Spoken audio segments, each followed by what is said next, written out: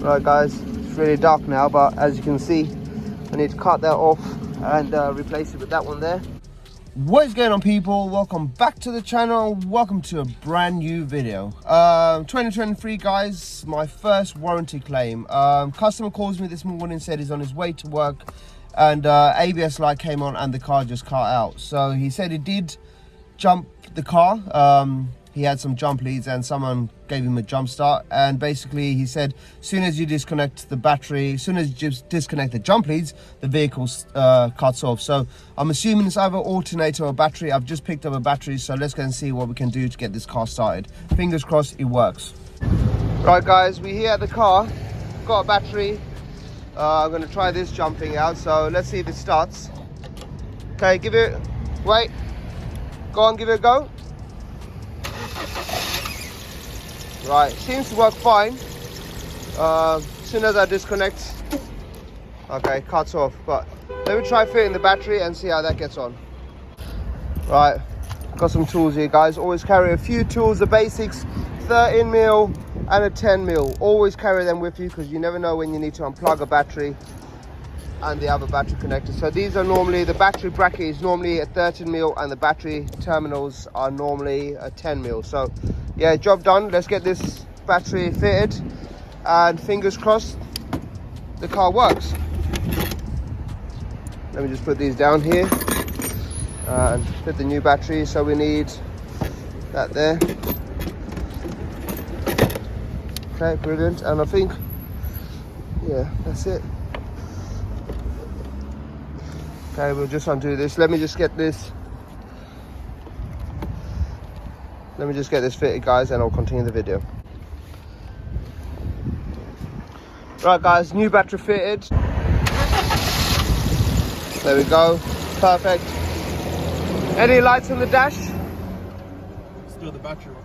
Battery light? Yeah. That might be alternator. Alright. Right guys, unfortunately changed the battery and turns out it's the alternator. So yeah, it's a little bit annoying. I've got to try and see if I can get an alternator and potentially just try fitting it. I do have my tools with me. It doesn't seem like it's that much of a hard job. The alternator is right on the top of the engine on the left side. So fingers crossed it shouldn't be too hard. Let me try and get that done and hopefully can get this customer on his way. So wish me luck. Right guys, so we've fitted the new battery and unfortunately was the alternator, if you remember correctly. Alternator's come today. We've just managed to fit the alternator on the car. Seems to be working perfect, but in the process of taking that off, we pulled the alternator and broke this coolant pipe. So now I need to go and get one from Ford or maybe Euro car parts, and then this car should be done and dusted and then can give it back to the customer. But yeah, so far so good. It was a bit of a pig getting this off, but managed to do it. Unfortunately I don't have a tripod, so I was struggling to just record and do it at the same time. Plus I need to get the car done to get it back to the customer, so I didn't really want to delay him any longer and I just cracked on with the job. But it's a second-hand part, it's a second-hand alternator, because looking online and looking at Euro car parts, apparently they're like 200 and something pound, which I just wasn't going to be able to do at this time. So got one off eBay. It's taken about 2 days to come and it's been fitted. Seems to be working perfectly. We'll see how long it lasts. We do have about 90 days warranty on that, so yeah, all good so far. I will keep you updated. Let me get this car cleaned up, ready to return it, and should be good. Right guys, I've just come to Ford Perry's. We have picked up the part, so it's a coolant return pipe. Just got a new one from Ford. Costed me all in 25 quid. Not bad at all. That is, yeah, look at that. We've got the rug doctor out, and we've got this bad boy as well from, I think it's what, Toolstation, Screwfix. Right guys, I've gone and taken out the rear seats. I think it's going to be better off. I'm just going to take all the interior out, do a much better job. We've got a pound there, we've got £1.20. So yeah, I'm just going to take all the interior out and then get it done properly. Alright guys, I've let it soak for a bit. Just have a look at how much dirt is still coming out of this. Look at the dirt that's coming out of that. Look at that. What's this? And then I've been over here. God knows how many times. What's this? Disgusting. Right guys, that's just the driver's seat. I think we're getting there though. Still very dirty, but the seat itself, boy, she's coming up all right. I reckon once it's dried up, she's gonna look good. Right guys, car is all completed now. Really happy with the outcome. Let me run through the numbers with you people, tell you what I paid for the vehicle, what it's cost me to fix, and let's see if we made a profit on that one. So on the 24th October 2022, I actually bought that vehicle for £1,200. Had a damaged wing mirror, as you've seen at the start of the video. I replaced the wing mirror, it cost me £25, so 25. I then thought there was a problem with the battery, so I ended up buying them a battery. That's when obviously he called me to say that there was a problem with the vehicle. I went and bought them a battery which cost me 55.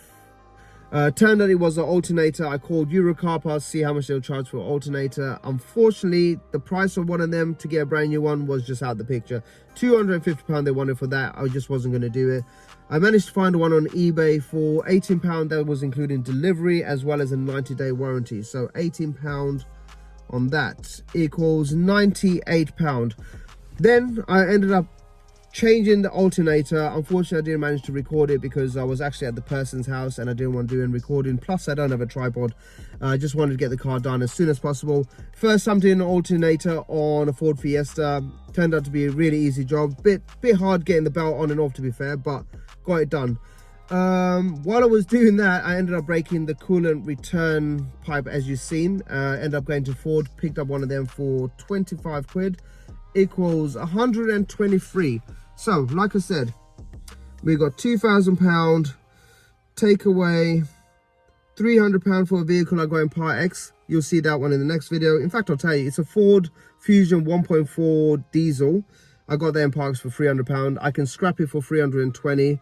They said they needed the space and they needed it gone, so I took it for £300. I'm not going to lose out any money. If I scrap it, I'll make 20 quid on it, but I'll try fixing it as well. If I can fix it, we can make a little bit of profit on it. So more on that in the next video. But for now, we got £2,000, take away 300, leaves £1,700. Then you take away £123, I think it was. That leaves basically £1,577. I purchased the vehicle for £1,200, so let's take away £1,200 on that equals.